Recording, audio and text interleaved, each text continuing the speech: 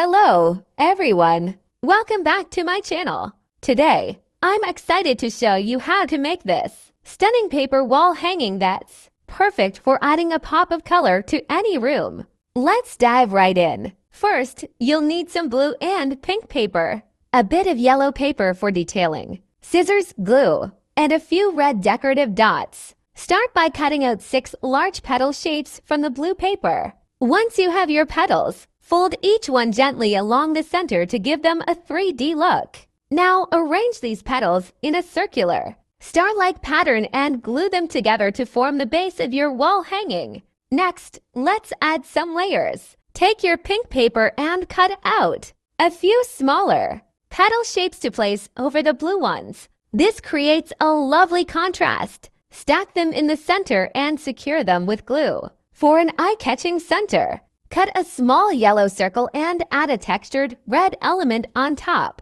This combination really makes the design stand out. Now, it's time for the hanging decorations. Cut 3 long strips of blue paper and add a folded teardrop shape at the end of each strip.